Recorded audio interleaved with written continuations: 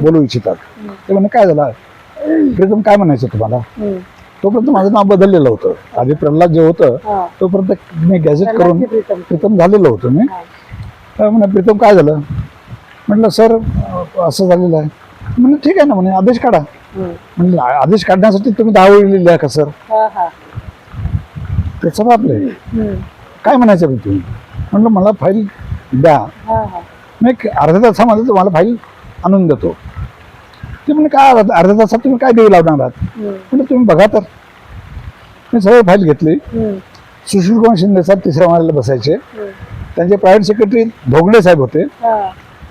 तर धोगडे साहेबांना आमचा रॅपो फार चांगला होता मिनिस्टर सोबत. आणि आम्ही एक फक्त कार्यकर्ता, फक्त अधिकारीच नव्हतो किंवा कर्मचारीच नव्हतो, मी कर्मचाऱ्यांचा अधिकाऱ्यांचा नेता देखील होतो. त्यामुळे शिंदे साहेबांचा आणि अनेक मंत्र्यांचा, त्यावेळेचे जे नेते होते आणि जे त्यांचे जे विचार होते, म्हणजे आजच्या युगातल्या सारखे विचार बदललेले नव्हते. तेव्हा सगळे लोक सोबत घेऊनही चालायचे, नेते असू दे. आणि म्हणजे मंत्रालयातले तुम्ही असताना म्हणजे ते आपलं घरचं व्यक्तिमत्व म्हणून ते सांभाळून नेत होते आधी. मी तोच मुद्दा आपण सांगतोय की मग धोंगडे साहेबांना म्हटलं काय झालं आठवले, काय झालं? म्हटलं सर असं असं झालेलं आहे. म्हणजे काढा की ऑर्डर. म्हणजे ऑर्डर काढायची असेल तुमच्यापर्यंत आलो असतो का मी? हा असं झालं का? म्हणे म्हटलं हे वाचा चौगुले साहेबांचं. वाचलं त्याने. मग चला म्हणे सरांकडे. मग सरांकडे गेलो, एंट्री केली. धोंगडे सर पुढे, त्याच्या मागे मागे मी. पुढाऱ्याने काय आणलं? शिंदे साहेबांचे शब्द. म्हटलं सर चालता चालता, म्हणजे प्रवेश करता करताच बोललो, सर तुम्हाला मुंबई आणि पुण्याच्या बाहेरचं काही दिसतच नाही का? मुंबई पुण्याचा विकास तुम्ही कितीही रोखला तर तो रोखला जाणार नाही, तो आपोआप होतच राहणार आहे. औरंगाबादचा आणि नागपूरचं काय होणार आहे? अरे काय झालं काय? म्हणे. म्हटलं बघा. त्यांनी पाहिलं, तुम्हाला औरंगाबादचा पाहिजे ना? म्हणे मराठवाडा विकास महामंडळाला पाहिजे ना? हो. मग ते म्हणे ठीक आहे, माझी सही ज्या शाईने लिहिलेली आहे त्या शाईचा पेन शोधा. तो पेन शोधला आणि त्यांची सरांची सही करण्याची पद्धत तुम्हाला माहीत असेल तर, किंवा साहेबांना तर माहीत असेल, सर शिंदे सर असे रेग मारायचे आणि खाली सुशील कुमार शिंदे असे लिहायचे. तर या त्यांच्या सुशील कुमार शिंदे आणि ती रेष त्याच्यामध्ये 3-4 ओळी सहज बसू शकत होत्या. तिथं त्यांनी लिहिलं, this project should go to MDC and as and when help and guidance is required, necessary guidance will be given by Meltron.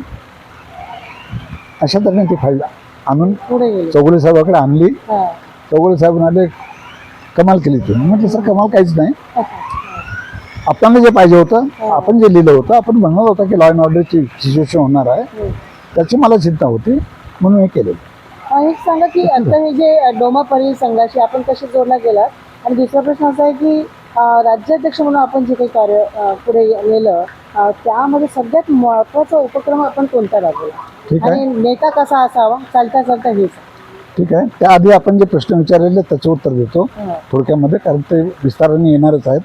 सहसचिव म्हणून काय केलं आणि लोकोपयोगी काय केलं? तर मी साधा सेक्शन ऑफिसर होताना मी लोकोपयोगी कसा राहिलो हे मी तुम्हाला सांगितलं. एक प्रकरण मी तिकडे घेतलेलं नाही, ते तुमच्याकडे घेतो. मध्येच एक सुरेश जैन नावाचे महान व्यक्ती मंत्रिमंडळामध्ये घेतला गेले आणि त्यांना खातं कोणतं द्यायचं याचा प्रश्न सरकारपुढे पडला. तर त्यांच्याकडे उद्योग विभागातून 2 विषय काढून घेतले आणि त्यांच्याकडे दिले. कोणते 2 विषय? त्याच्यापैकी एक मला आठवतो, तो मी बोलतो. मायनिंग. मायनिंग हा खूप महत्वाचा विषय होता, तो काढला आणि मग त्यांच्याकडे दिला. तर मायनिंगचं वैशिष्ट्य, काम करतानाचं वैशिष्ट्य सांगतो मी, की सर्वसाधारणपणे मंत्रालयातले अधिकारी हे देवदर्शन हे स्वतःचं कोड कौतुक करून घेण्यासाठी दौरे करायचे. मी दौरे जे करत होतो तर सॅटर्डे संडेला जोडून करत होतो आणि सॅटर्डे संडेला काम करत होतो. तर या प्रकारामध्ये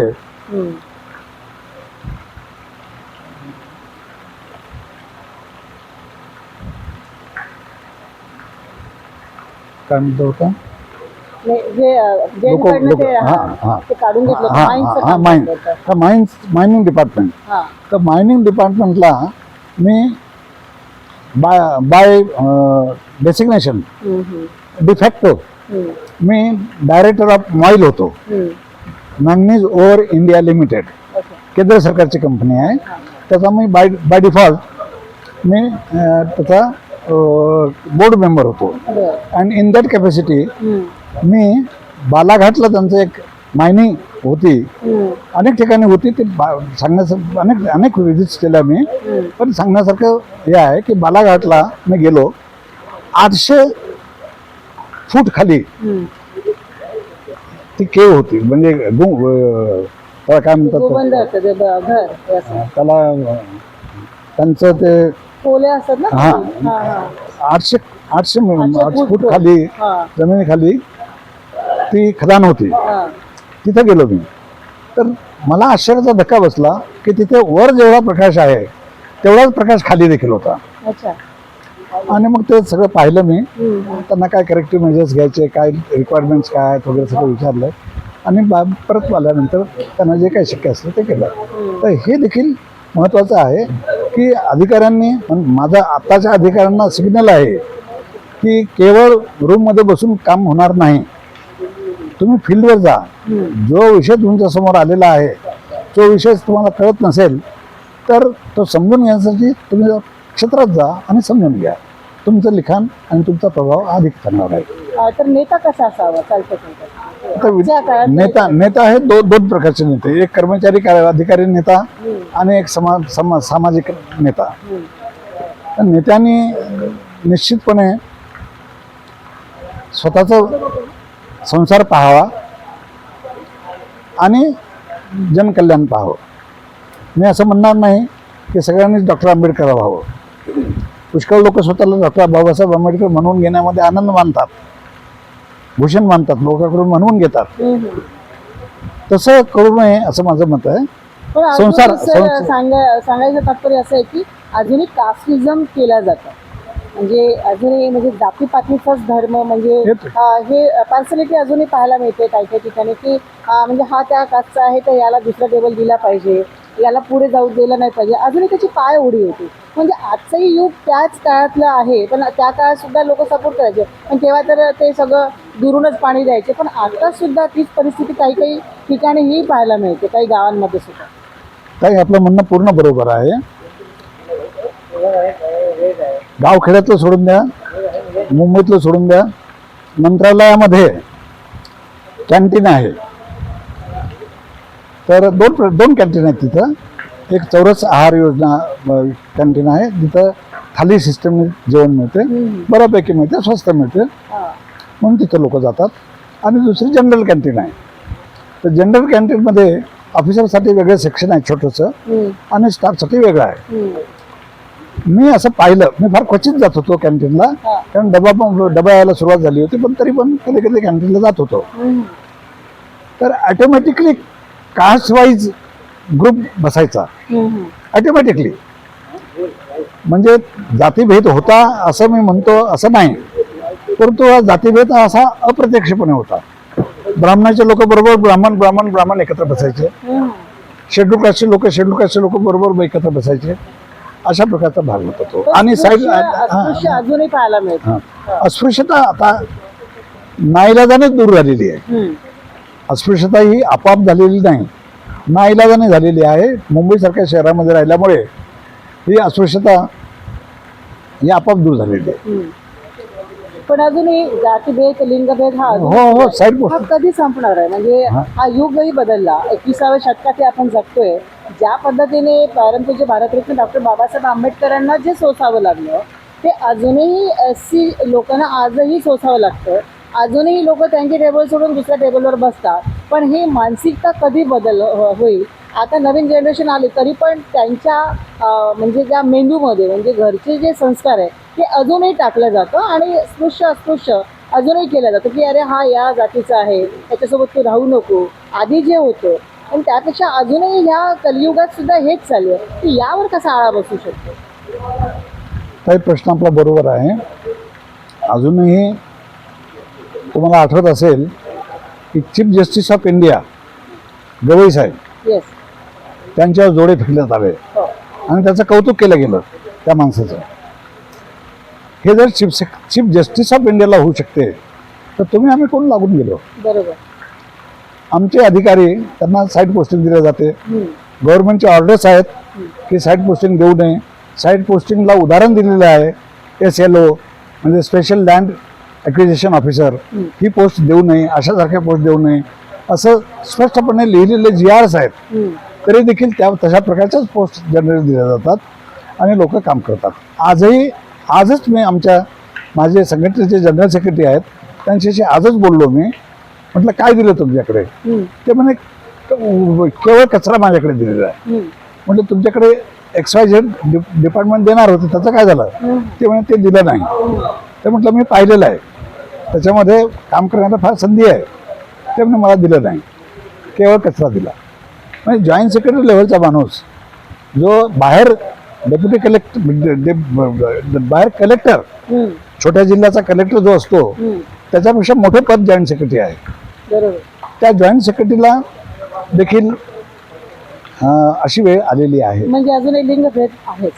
नाही आपण लिंग जो जातीवाद आहे, अस्पृश्यता तो म्हणजे अजूनही पाहायला मिळतोच आहे. म्हणजे त्यांच्यासोबत होऊ शकतं. म्हणजे अजूनही चालूच आहे ही पिढी. म्हणजे ही पुढे थांबत नाही आहे. म्हणजे अजूनही ज्या पद्धतीने जो सामना करावा लागतो SC लोकांना, जो अस्पृश्यता जो आपण असं ते दिसून येत नाही, पण ज्या पद्धतीने जे कामं दिले जातात टेबलावर, ते तुम्ही सांगता की ते गावचे कलेक्टर आणि ऑफिसमध्ये त्यांना कचऱ्यामध्ये काम, म्हणजे त्यांच्या अवतीभोवती पूर्ण रद्दी, म्हणजे अशा पद्धतीचं त्या टेबलावर त्यांना काम दिलं. म्हणजे अजूनही ती अस्पृश्यता लोक बाळगतात आहे. आणि काय सांगणार अजून चालता चालता आपण की म्हणजे या युगात हे संपू शकते का. नाही, ही अस्पृश्यता नव्हे, ही जातीयता आहे. अस्पृश्यता आधी अस्पृश्यता होती, आता जातीयता आहे, जातीभेद आहे. जो त्यांना चालू शकतो खालच्या जातीचा माणूस त्यांच्या कलाने चालू शकतो त्याला ते चांगली पोस्टिंग देतात आणि त्याच्या हाताने समाजाचं नुकसान करतात. आणि जो कट्टर स्वाभिमानी असतो त्याच्याकडे चांगली पोस्टिंग दिल्या जात नव्हती, आजही दिल्या जात नाही, उद्या दिली जाणार नाही. तर माझी मागणी अशी आहे की मुख्य प्रवाहामध्ये निदान हुशार अधिकाऱ्यांना येऊ द्या. जे मागासवर्गीय विद्यार्थी अधिकारी आहेत त्यापैकी जे खरोखर हुशार आहेत, निष्णात आहेत सब्जेक्ट्समध्ये त्यांना दिलेल्या, ते तर करा.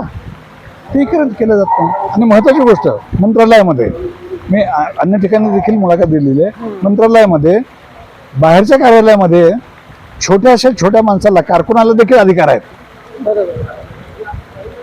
एकेला अवल कारकून, पेशकार बाबू म्हणतात आमच्या विदर्भामध्ये, इकडे अवल कारकून म्हणतात. तो हेड क्लर्क सारखा माणूस आहे, त्याला अधिकार आहेत. नायब तहसीलदारला अधिकार आहेत, तहसीलदारला अधिकार आहेत, उपजिल्हाधिकाऱ्याला अधिकार आहेत, ॲडिशनल कलेक्टर असतो त्याला अधिकार आहेत.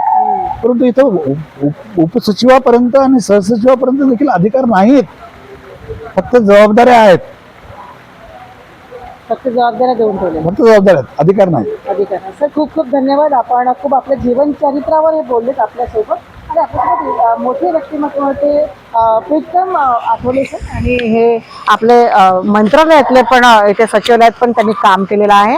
राष्ट्रीय अध्यक्ष सुद्धा ते आहेत. आणि ज्या पद्धतीने त्यांनी जीवन चरित्रावरती सांगितलं की त्या काळामध्ये सुद्धा म्हणजे त्यांना जे समोर आलं म्हणजे त्याच्यापेक्षाही आता या कलयुगात सुद्धा तेच पाहायला मिळत आहे. परंतु आताचे जे नेते आहेत त्यांनी डोळे उघडून काम करावं, कर्तृत्वाने काम करावं, घरात बसून काम करू नये, तर जनतेचे सुद्धा त्यांनी प्रश्न सोडवावे. आणि त्यांनी बरेच गोष्टी ज्या आहे ते सगळ्यांचे डोळे उघडेल अशा पद्धतीने त्यांनी आपल्या जीवनचरित्रावर त्यांनी एक आपण प्रकाश टाकलेला, त्यांच्या जीवनचरित्रावर आपण प्रकाश टाकला. पण खरंच हे आजही गंभीर बाब आहे. पण या गंभीर बाबमधून आपल्या सर्वांना आपण शिक्षित आहोत, सगळ्यांना बाहेर पडायचं आहे. ज्या पद्धतीने भारतरत्न परमपूज्य बाबासाहेब आंबेडकरांना आज जो त्रास झाला तो त्रास त्यांनाही सोसावा लागला आणि हे फार कमी म्हणजे मजदूर घराण्यातून शिक्षेतून आज त्यांनी इथपर्यंत हा जो चरण जो गाठलेला आहे, जो प्रसंग त्यांच्या जीवनात घडलेला आहे, खरंच हे फारच कौतुकास्पद आहे. सर, तुमच्या आयुष्याला आमच्या खूप खूप अजून तुम्ही खूप म्हणजे पुढे जावं आणि खूप मोठं तुमचं आयुष्य असावं आम्ही आमच्या चॅनलच्या माध्यमातून तुम्हाला आज शुभचिंतितो. मी सविता कुलकर्णी, नागपूर 24 करिता हॉटेल कोकण किंग मधून मुंब्रा, मुंबई.